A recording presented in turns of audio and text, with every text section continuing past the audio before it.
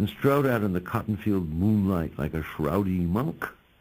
The ground was covered with moonlit frost. The old cemetery down the road gleamed in the frost.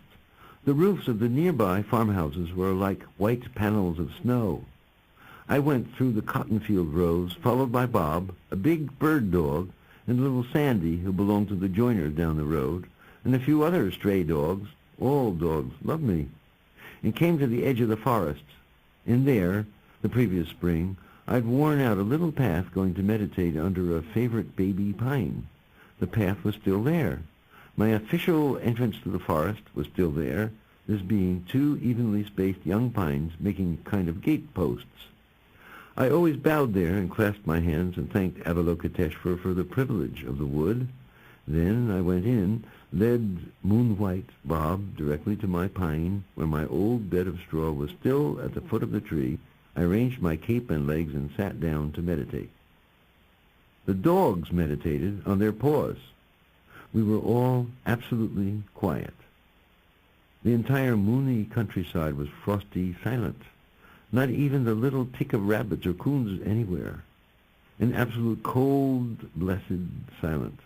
Maybe a dog barking 5 miles away across Sandy Cross. Just the faintest sound of big trucks rolling out the night on 301, about 12 miles away. And of course the distant occasional diesel baw of the Atlantic Coast Line passenger and freight trains going north and south to New York and Florida. A blessed night. I immediately fell into a blank, thoughtless trance wherein it was again revealed to me, this thinking has stopped. And I sighed because I didn't have to think anymore and felt my whole body sink into a blessedness surely to be believed, completely relaxed and at peace with all the ephemeral world of dream and dreamer and the dreaming itself. All kinds of thoughts, too, like, one man practicing kindness in the wilderness is worth all the temples this world pulls. And I reached out and stroked old Bob, who looked at me, satisfied. All living and dying things like these dogs and me coming and going without any duration or self-substance, oh God, and therefore we can't possibly exist. How strange, how worthy, how good for us.